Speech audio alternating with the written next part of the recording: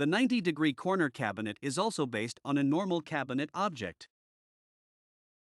I activate this and select it cabinet type as required here in 90 degrees corner cabinet.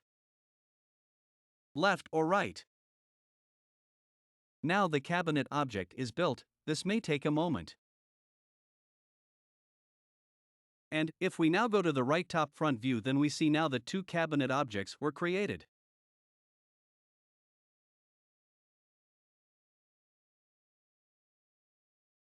These both cabinet objects now interact together and we see it fully now. If we even click on the left area, then we have this cabinet object to the left.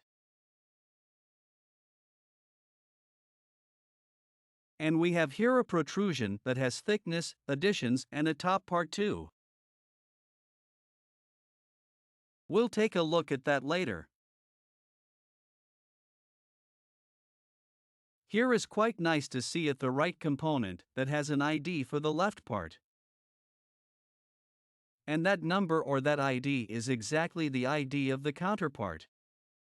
And thus the cabinet has a connection and ultimately becomes two objects built up.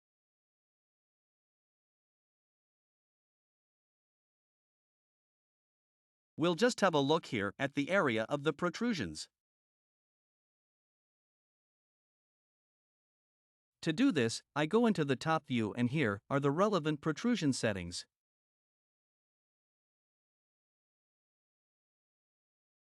And here again I can adjust the thickness of the left protrusion.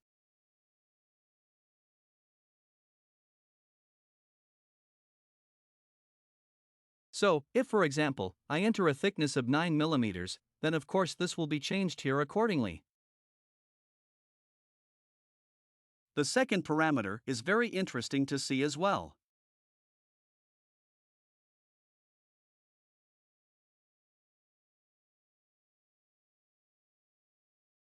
Here we can go and enter an addition, a distance, and there now we can see that consequently a protrusion was generated.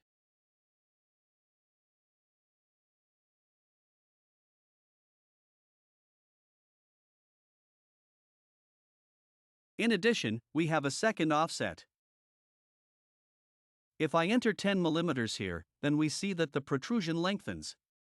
What also plays a role here is, of course, the joint dimension of the cabinet.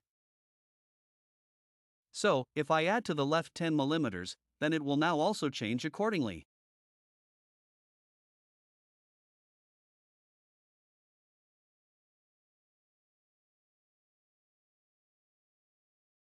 It is similar with this one opposite cabinet. If I have this active, we will have here a protrusion thickness as well.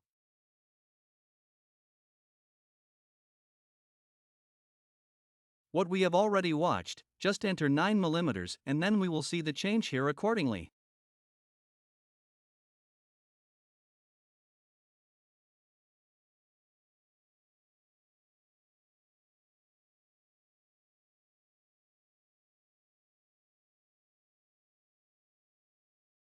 Here again in 19 mm. And so I have here again the protrusion of this part.